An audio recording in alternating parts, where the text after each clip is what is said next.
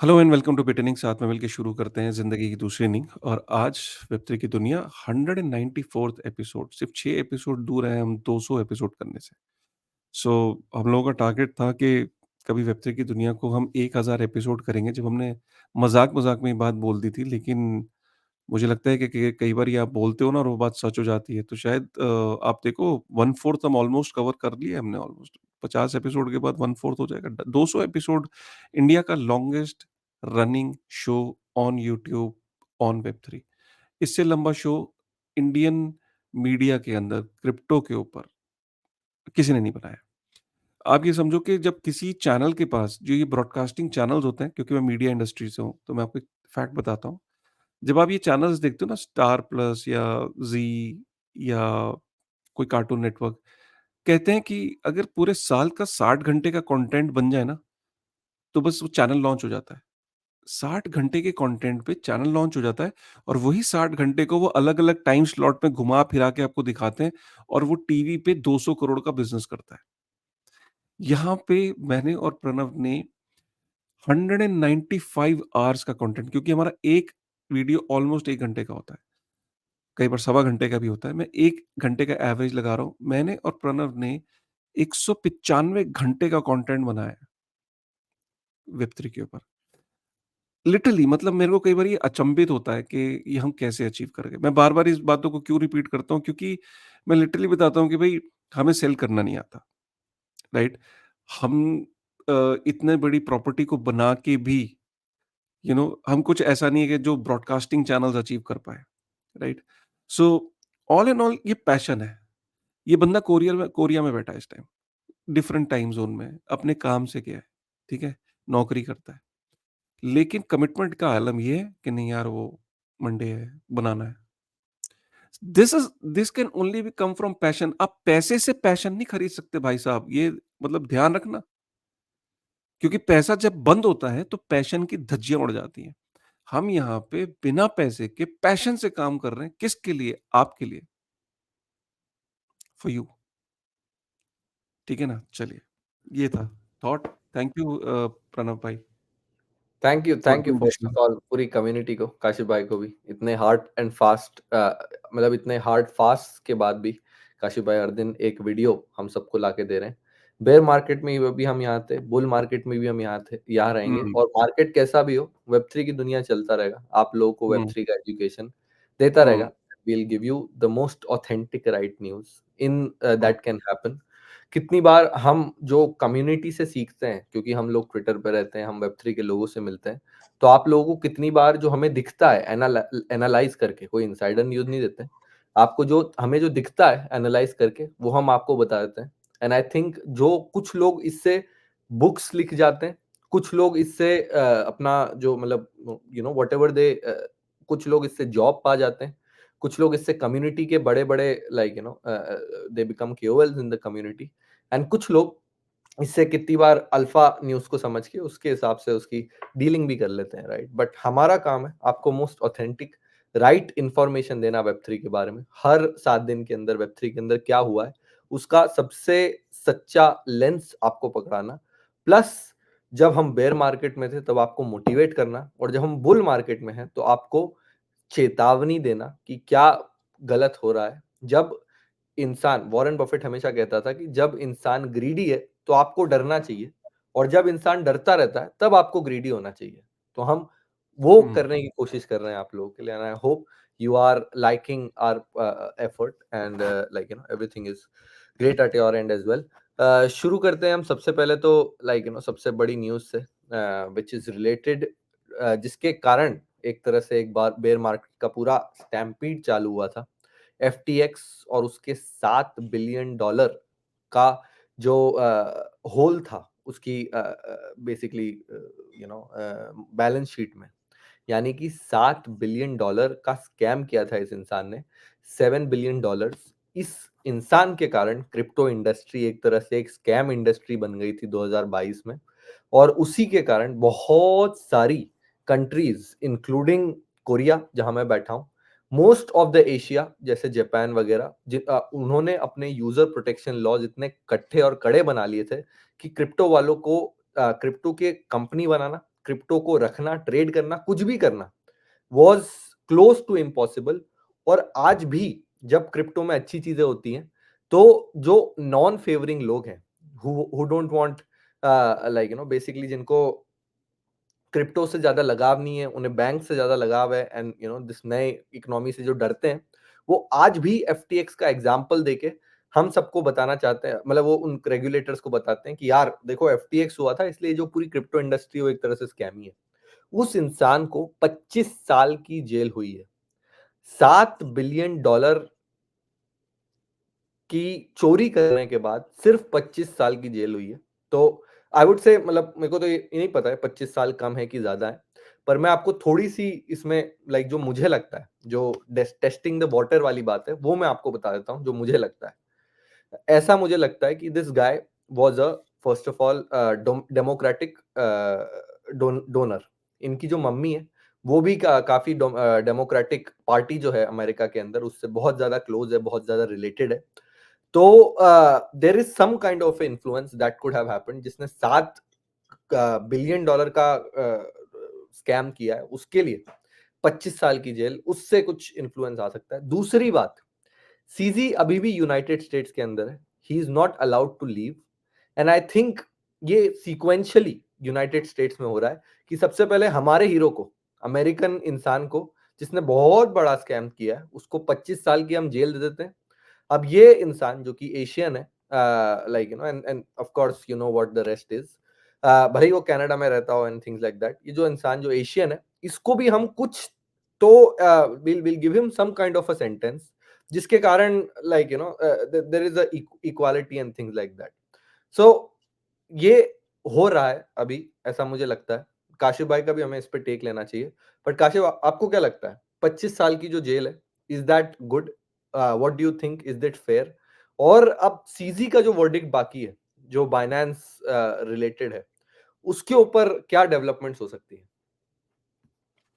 यार देखो सीधी-सी बात है कि मैंने इसको पहले भी वीडियो में कवर किया है। 32 साल का ये है, 25 साल की सज़ा है, 57 इयर्स में बाहर आएगा, ठीक है? फाइनेंशियल फ्रॉड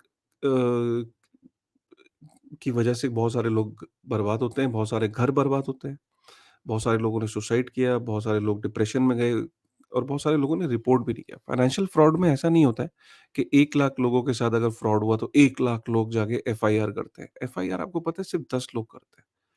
1% लोग होते हैं जो सामने आते हैं और रिपोर्ट करते हैं। बहुत सारे लोग हैं जो सहते हैं। जो सहते हैं उसकी कॉस्ट आपको पता ही नहीं है। उसकी कॉस्ट आपको पता ही नहीं है, ठीक है? तो कुछ लोग डिप्रेशन में चले जाते हैं। अब आपको आपको क्या पता कि 1 लाख लोगों में से 2 लाख लोगों में से कितने लोग डिप्रेशन में चले गए और उसकी कीमत होती है। क्योंकि जब आदमी डिप्रेशन में जाता है तो वो नॉन प्रोडक्टिव आदमी हो जाता है सोसाइटी के लिए, फैमिली के लिए। उसकी क्या कीमत है? तो ये अच्छी खबर ये है कि अमेरिका ने एक चीज़ तो प्रूव करी कि बेशक उसके पॉलिटिशियंस पैसे खाते होंगे, ठीक है? और सैम बैnkman-फ्रिड ने खाए भी। लेकिन जो वहाँ का जो सिस्टम है, वो अनफॉरगिविंग है फाइनेंशियल फ्रॉड्स के लिए। ये एक बहुत बड़ा सिग्नल है उन लोगों के लिए जो फिनटेक में काम करते हैं या क्रिप्टो में काम करते हैं और वो सोच रहे हैं कि वो रग पुल कर देंगे वहाँ से बैठे-बैठे। तो उनको ये सब समझना चाहिए कि अगर सैम बैnkman-फ्रिड जो कि पॉलिटिशियंस को पैसा खिला के भी नहीं बच पाया, तो उनका क्या होगा, राइट? और सीजी के साथ इसका कंपेयर करना गलत है। सीजी और इसमें ये फ़र्क है कि ये बंदा शुरू से इसकी इंटेंट सी ठीक नहीं थी, ये फ्रॉड करने की इंटेंट से ही काम कर रहा था। सीजी के साथ केस ये है कि सीजी ने रिटेल के साथ या इंस्टीट्यूशंस के साथ या अपने पार्टनर्स के साथ कोई स्कैम या फ्रॉड नहीं किया है। सीजी के ऊपर इल्ज़ाम ये है कि वो इतनी बड़ी एक्सचेंज बनी, कंप्लायंस को दरकिनार करके, जिसकी उसको सज़ा मिलेगी, मिलनी भी चाहिए, ठीक है? लेकिन ये कहना कि वो सैम बैnkman-फ्रिड की कैटेगरी में था और उन उसके बराबर की सज़ा मिलेगी, बिल्कुल नहीं मिलेगी। क्योंकि कोई भी एक रिटेल का आज तक कोई केस फाइल नहीं हुआ जिसमें रिटेल ये कह सकता है कि सीजी ने उसके साथ धोखा दिया या उसके फंड्स को विथड्रॉ नहीं होने दिया। अगर फंड्स विथड्रॉ नहीं हो तो उसके पीछे कोई ना कोई रीज़न होगा जिसमें वो प्रॉपर्ली रिप्लाई करते हैं, आपसे प्रूफ माँगते हैं, एफआईआर की कॉपी माँगते हैं, आपको रीज़न बताते हैं कि क्यों नहीं हो रहा है, राइट? सो ये एक बहुत इम्पोर्टेंट बात है। आज की डेट में बाइनेंस से ज़्यादा रेगुलेटेड एक्सचेंज कोई नहीं है। केवाईसी लाने वाले सबसे पहले वही थे, ठीक है? तो सैम बैnkman-फ्रिड को उससे कंपेयर करना ठीक नहीं है और सैम बैnkman-फ्रिड की सज़ा कम है, ज़्यादा है। लोगों के अपने-अपने ओपिनियन हो सकते हैं, बट मैं आपको बता रहा हूँ कि अमेरिका ने एक एग्ज़ाम्पल सेट किया और आने वाले टाइम में ये एग्ज़ाम्पल बाकी देशों को भी फ़ॉलो करना चाहिए कि किस तरीके से फाइनेंशियल फ्रॉड करके वो लोग बच नहीं सकते वहाँ पे। सो ये बहुत इम्पोर्टेंट मैसेज है ओवरऑल पूरी इंडस्ट्री के लिए।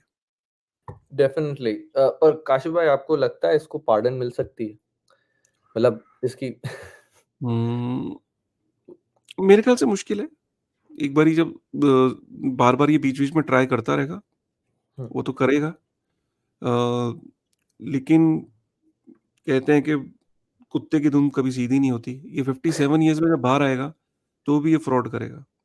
तब ये कहेगा कि यार मैंने 25 साल जेल में निकाल दिए और क्या यार मैं इतने साल फ्रॉड नहीं कर पाया, अब मैं बाहर आ गया हूँ, let me do one more once again.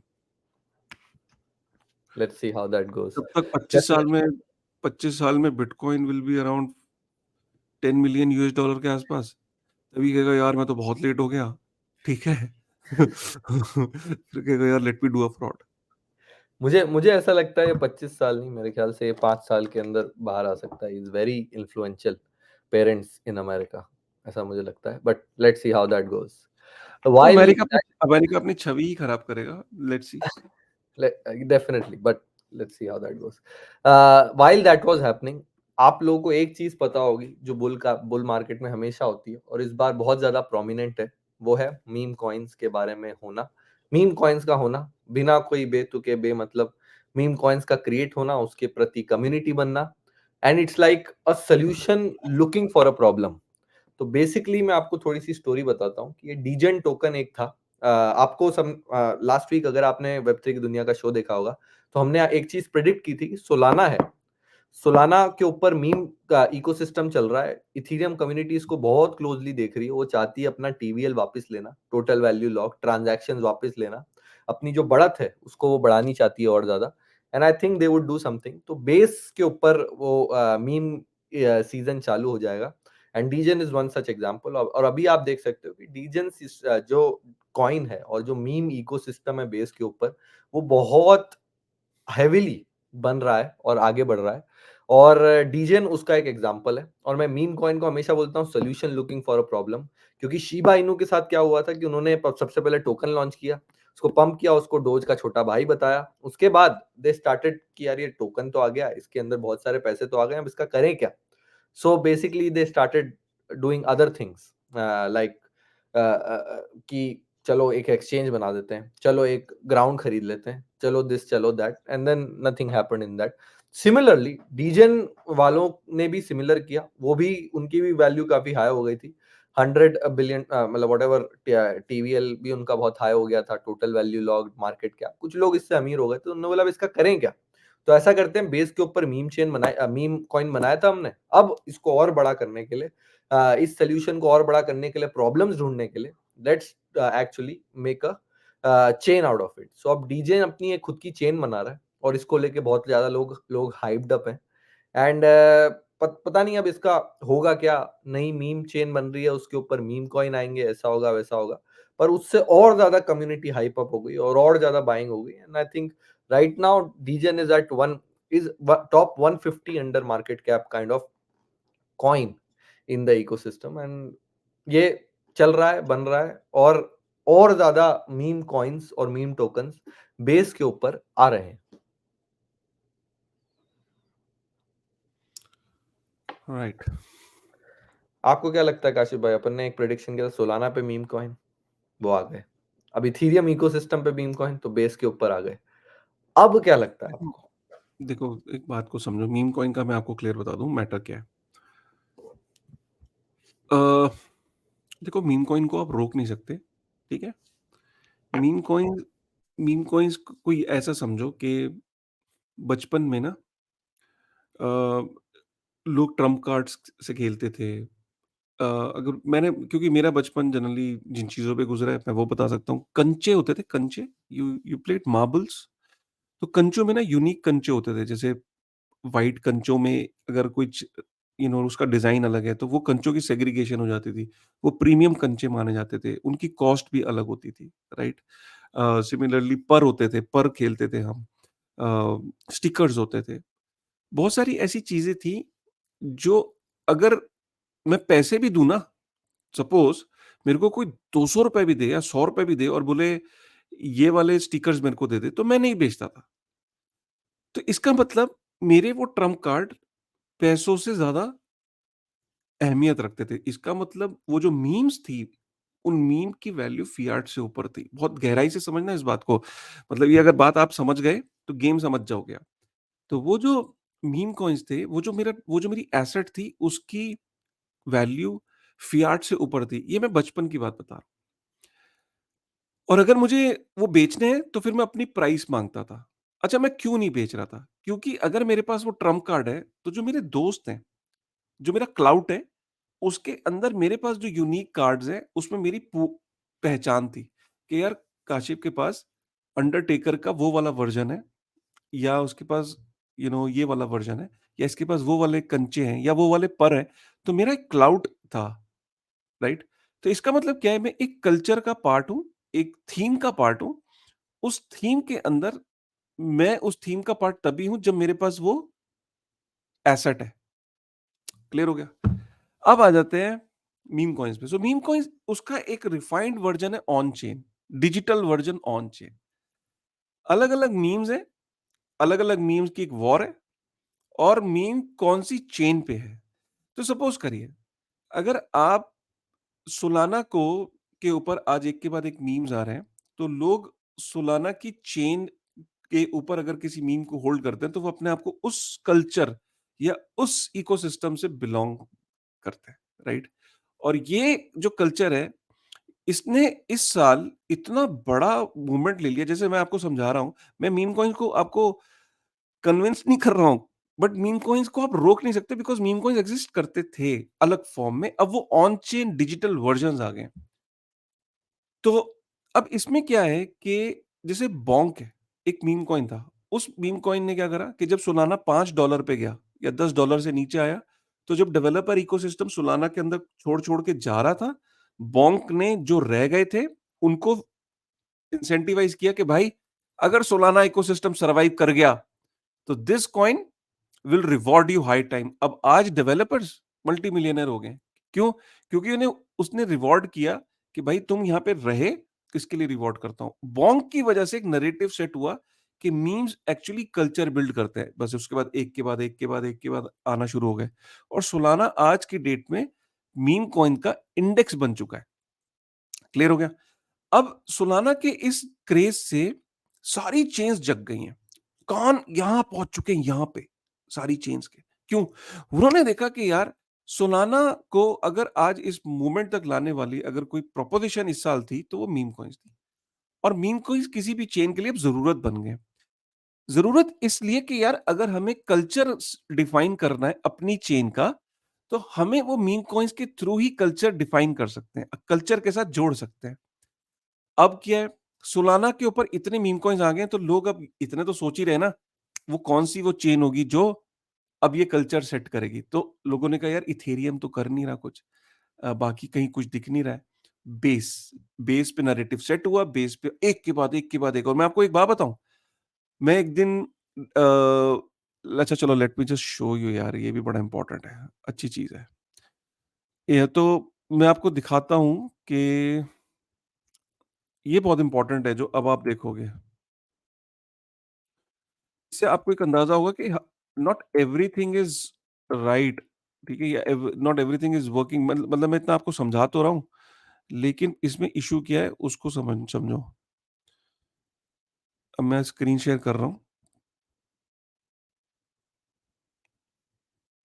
कहाँ गया? हाँ, ये देखो, ये बहुत अच्छा थ्रेड है, क्रिप्टो विद खान करके। उसने बोला कि base meme coins have made overnight millionaire from just 100 to 100। अब यहाँ पे उसने बताया कि जैसे ही जब उसने देखा, ये 16 घंटे पुराना ट्वीट है, 30 मार्च को 1 से 2 घंटे के अंदर देखिए क्या हुआ। इतने सारे कॉइन्स थे जो डेक्स स्क्रीनर करके था, वहाँ पे ये देख रहा था, ठीक है? डेक्स स्क्रीनर वेबसाइट है। और हुआ क्या, एक के बाद एक म्यू रग्ड, ठीक है? 8 विफ rugged, BPT rugged, Nook rugged, NN rugged. Rugged मतलब फ्रॉड, मतलब भाग गए पैसे लेके, राइट? तो ये आप समझो कि ये मतलब अगर 15 वहाँ पे दिख रहे थे करीब, ये देखो 1, 2, 3, 4, 5, तो ये 10 घंटे में 5 दिख रहे थे, पाँचों के 5 10 घंटे में आए और खत्म हो गए। सो हर चीज़ वर्क नहीं कर रही है, लेकिन ये पक्का है कि हर चेन मीम कॉइन से ट्रैक्शन लाना चाह रही है। जितने लोग आएँगे, उतनी वो चेन पॉपुलर होगी, ट्रैक्शन होगा, टीवीएल बढ़ेगा, उस चेन के बारे में लोग बात करेंगे, मीम कॉइन से हर चेन अट्रैक्ट करेगी और नेक्स्ट नेक्स्ट कौन-सी वो चेन है कमेंट करके बताइएगा, ठीक है? लेकिन मुझे लगता है कि जो नेक्स्ट चेन है, जो करने वाली वो बिटकॉइन की लेयर 2s में स्टैक्स हो सकता है, राइट? क्योंकि लेयर 1 के अंदर आपने सोलाना पे देखा, अब आपने बेस पे देखा, अब मुझे लगता है कि वो बिटकॉइन के लेयर 2s में के कहेंगे कि अरे! तुमने अभी ईथ और सोलाना के मीम कॉइन्स देखे हैं? Let us prove, let us show the world कि मीम कॉइन्स बिटकॉइन पे कैसे होते हैं। सो वो बिटकॉइन के लेयर 2s पे मीम कॉइन्स की एक वो शुरू हो गई। So this is my take. बहुत इंटरेस्टिंग टेक है। अभी मेरा कोई टेक बना नहीं है और मेरी थिंकिंग भी काशिफ़ भाई जितनी मैच्योर नहीं है। तो मैं नहीं, नहीं, अभी मैं बता नहीं ल सकता। ल मेरी मेरी मैच्योर थिंकिंग नहीं है, बट मैं ऑनेस्टली स्पीकिंग मेरी ये थिंकिंग खुद की नहीं है। मैं इतना बड़ा ज्ञानी नहीं हूँ। मेरी आज मैंने फिर इस थिंकिंग को डाला कि यार ये क्यों मीम कॉइन में क्रेज़ है? तो वो भी मैं शेयर कर देता हूँ। आप एक्चुअली अगर आप ट्विटर पे हो देखो, मेरे अगर आप ट्विटर को फ़ॉलो करते हो तो काफ़ी चीज़ें मिल जाती हैं। तो आज अ, हाँ, ये। तो अगर आप आज के वीडियो को देखोगे ना, ये way back in 2013-14, um, he's the icon for us in the Bitcoin space. He tried to explain कि फ्यूचर क्या होने वाला है। तो उस टाइम मीम कॉइन का एम नहीं था, 2013-14 की बात है। एंड उस टाइम पे ही ट्राइड टू टेल कि फ्यूचर में कुछ ऐसे कॉइन्स आएंगे जो जो आज बच्चे खेलते हैं, आप उन बच्चों के डिजिटल वर्जन्स देखोगे ऑन चेन और लोग उसमें ट्रेड कर रहे होंगे and they will be bigger than the market cap of 30-40 countries. और मैंने यही बोला था अभी रिसेंटली एक वीडियो में कि मीम कॉइन्स की total market cap is bigger than 37 countries. GDP of 37 countries together can not meet the market cap of meme coins. और ये 2013-14 में एंड्रियास ने प्रेडिक्ट करा था। So meme coins are here to stay boss. But problem क्या है Pranav? All meme coins are not going to work. ये सारे डीजन्स होते हैं जो बहुत अर्ली एंट्री लेते हैं, अर्ली। लोगों के पास वो टूल्स ही नहीं होते हैं, रिटेल के पास वो टूल्स ही नहीं होते हैं उनको आइडेंटिफाई करने। और अगर वो कर भी लें तो रिटेल को ये नहीं पता होता है, सारी की सारी अपनी कमाई उस मीम कॉइन के अंदर डाल देते हैं। लोग जो डीजन्स होते हैं वो मीम कॉइन्स के अंदर 10 से 20 डॉलर के अंदर ट्रेड करते हैं, 50 डॉलर मैक्सिमम। जो मतलब, और लोग क्या सोचते हैं, मैं ऐसे लोगों को जानता हूं, मतलब 50-50 लाख रुपए उन्होंने डोज कॉइन में ऑल टाइम हाई पे डाले हुए हैं और आज उसकी वैल्यू 1.5 लाख रुपए है।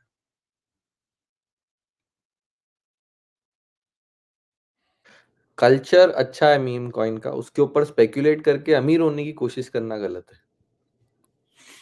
कल्चर जैसे कि मैं ऐसे इसको इस तरीके से एक्सप्लेन करता हूं मैं कि कल को कोई मीम कॉइन है। अब तुम अग्री करोगे, काशिफ भाई क्या बात बोल दी यार आपने, काशिफ भाई हो सकता है तुम वहां से फ्लाइंग किस दे दो मुझे। देखो, कल्चर ऐसे बन सकता है कि सपोज कोई मीम कॉइन आए और वो बोले कि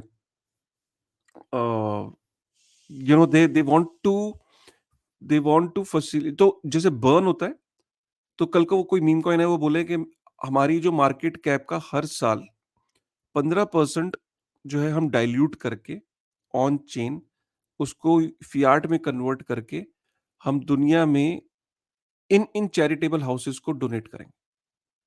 या अफ्रीका के अंदर जो भूखे हैं या जो भूख से या जो जहाँ पे सूखे से परेशान है, वहां पे इन इन एनजीओ को हम देंगे। एक कल्चर है, एक पर्पस है, राइट? ऐसे मीम कॉइन्स आएंगे और उसको बड़े बड़े लोग सपोर्ट कर रहे होंगे। और वो जो कल्चर डिफाइन करेंगे, पीस के ऊपर आएँगे कि let's bring peace. Governments fail हो चुकी हैं दुनिया में पीस लाने के लिए। हम पीस लाएँगे इस मीम कॉइन के थ्रू। ये मीम कॉइन पीस को रिप्रेजेंट करेगा और इसमें हम एक ऐसा मैकेनिज़्म ड्राइव करेंगे कि जो-जो नेशंस जो वॉर रिडन है, जिनके ऊपर प्रताड़ना है, हम उन देशों को, वहाँ की जनता को एड पहुँचाएँगे। भाई कल्चर बन गया, ये फ्यूचर होगा। Meme coins with a purpose. I don't know if I am right or not. I don't know. It's just that I'm not trying to be Andreas, but I can just feel कि एक दिन ऐसा आने वाला है meme coin. बहुत interesting terminology है। पर जैसे हम मीम कॉइन की बात कर रहे हैं, वैसे ही हमें एक और चीज़ की बात करनी चाहिए कि मीम कॉइन जब बनते हैं, जब वो मिंट होते हैं, तो हज़ारों लोग भागते हैं उसको लेने और उसके प्रति एकदम आकर्षित होते हैं और तब एकदम से ट्रांज़ैक्शंस पर सेकंड एक ब्लॉकचेन का टेस्ट होता है। हर जो ब्लॉकचेन है, लेयर 1 है, लेयर 2 है, वो हमेशा जब लॉन्च होती है ना, आप याद रखना वो बोलेगा कि हमारा टीपीएस जो है ना, वो 4000 है, वो 10,000 है, वो वीज़ा से 10 गुना है, वो वीज़ा से 20 गुना है।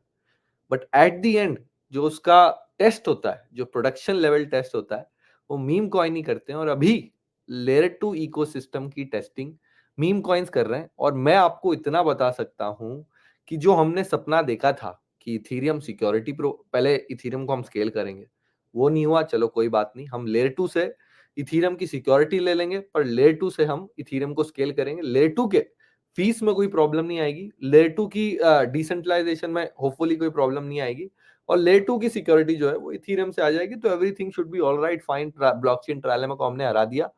इसका आंसर गलत होता हुआ दिख रहा है। मैं आपको थोड़े से statistics just to open your eyes for, मतलब जो इथेरियम ब्लाइंडर्स है ना, वो तो आपको ये सब बातें बताएंगे नहीं, मैं भी एक हूँ उनमें से, पर थोड़े से जो स्टैटिस्टिक्स हैं टेक्नोलॉजिकली, वो भी मेरे ख्याल में आप लोगों के साथ शेयर करने जरूरी है। So let me just share that during this meme coin era, ये जो लेयर 2 है बेस, एक समय पे $3 और उसके बाद जब और कोई मीम कॉइन लॉन्च हुआ तो $10 से $15 के बीच में इसकी फीस पहुंच गई थी। ओह! टेस्ट हो गया इसका। टेस्ट हो गया, फेल हो गया है टेस्ट में एक तरह से। हाँ, फेल हो गया। फेल हो बेसिकली गया ना, हाँ। जैसे ही बेसिकली ट्रैक्शन बढ़ा, तो जो वो जो बेस बेस का ये कहना था कि हम वन ऑफ द हमने ब्लॉकचेन ट्रायलेमा को सॉल्व कर दिया है, हम फास्ट हैं, हम इकोनॉमिकल हैं, तो वो टेस्ट हो गया। बेस नहीं, जिन जनरल लेयर 2 की जो थ्योरी है ना, वो टेस्ट हो रही है अभी। जो हुँ। लेयर 2 करके करोड़ों रुपए रेज़ हो गए ये ना, किसकी बात हो रही है? ये वाला पर्टिकुलर? ये पर्टिकुलर बेस की बात हो रही है। ये जो स्पाइक आया? हाँ, ये हाँ। बेस के अंदर 15 से $20 की फीस हो गई थी। हुँ, हुँ, हुँ, हुँ। सो ये उसकी बात हो रही है और 15 से $20 कोई लेयर 2 की, अभी भी अगर आप एवरेज देखोगे 5 2-2 3-3 डॉलर देने पड़ रहे हैं, कोई लेयर 2 की अगर $20 फीस होगी, so there is some thinking for the Ethereum ecosystem to do. आप लोगों ने करोड़ रुपए तो रेस कर दिए हैं विटालिक के ब्लॉग ब्लॉग पोस्ट से कि layer 2 is the right future, layer 2 centric Ethereum future, ऐसा कुछ करके ब्लॉग का नाम था। पर अगर आप वो नहीं कर रहे हो जिसके कारण लेयर 2 बने थे, इवेंचुअली टेस्ट ऑफ टाइम नहीं हो पा रहा है आपसे, then of course there is some thinking to do.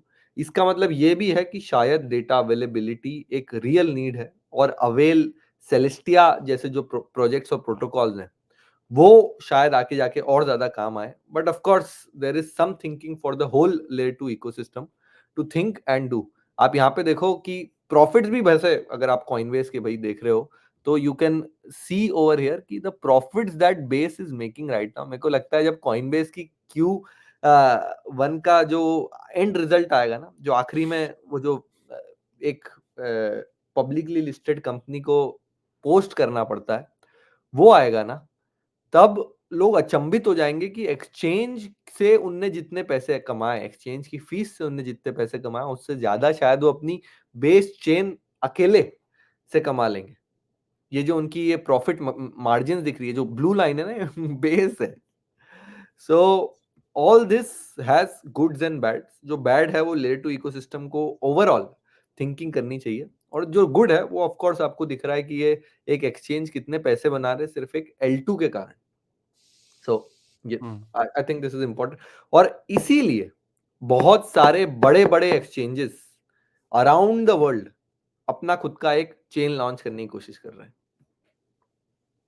क्यों? हाँ, क्यों? क्योंकि बेस जो कॉइनबेस है, उसकी जो चेन है, उसने इतना पैसा बना के दिया कॉइनबेस को। हाँ। It's in billions of dollars. मेरे ख्याल से अब इस बार जो रिलीज होगी, मेरे को पता नहीं उनके internal stats, but 1/4 of their और यू अर्निंग थिंक शुड कि बी। कल को जेपी मॉर्गन की भी चेन आ सकती है?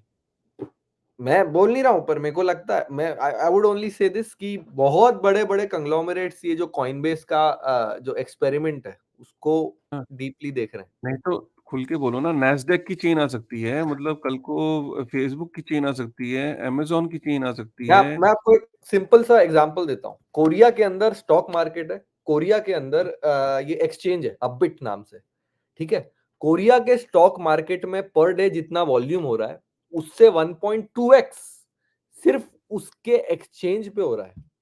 यानी वो so basically Korean crypto market is doing more volume than Korean का स्टॉक मार्केट। कितनी बड़ी चीज है ये। Oh! Everybody is looking into it in depth.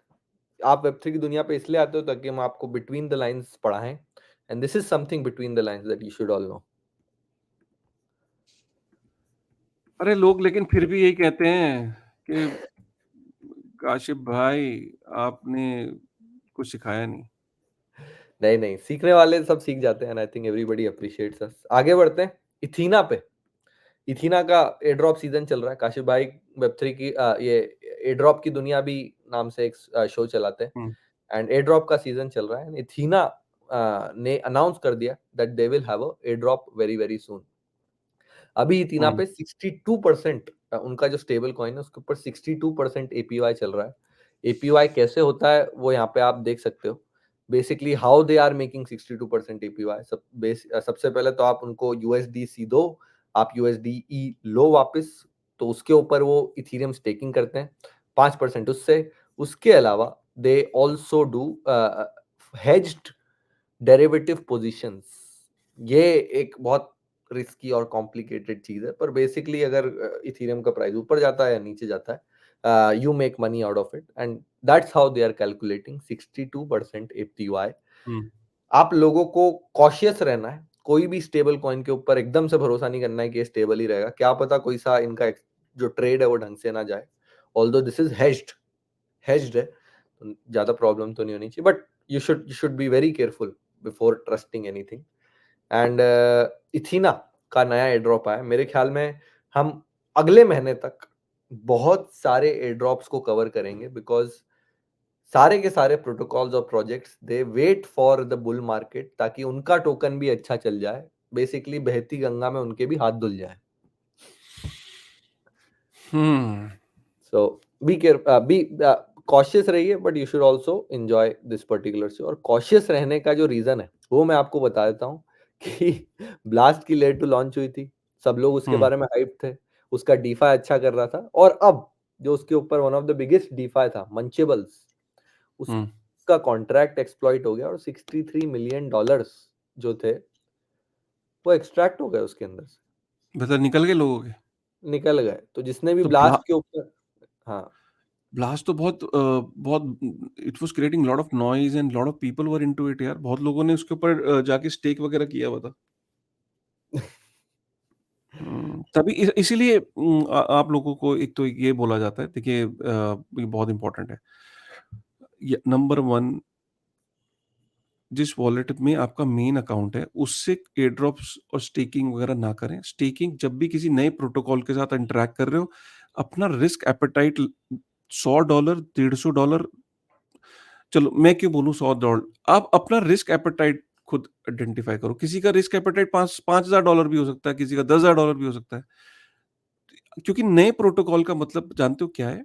नए प्रोटोकॉल का मतलब है एक नया हाईवे जिसके ऊपर पहली गाड़ी आपको भेजा जा रहा है। सही बात। आपको नहीं पता कि उस हाईवे पे गड्ढा है, टोल कहाँ पे है, उस पे जंगली जानवर है, डाकू हैं, डकैत हैं, चोर हैं, ल चोर उचक्के हैं, लफंगे हैं, पुलिस है, कचहरी है, हॉस्पिटल है, नहीं है, कीलें बिछी हुई हैं, टायर पंक्चर होगा, पेट्रोल पंप है, नहीं है। उस सड़क पे आपको भेजा जा रहा है। पहली गाड़ी आपकी है। जाओगे? ये आपको डिसाइड करना है।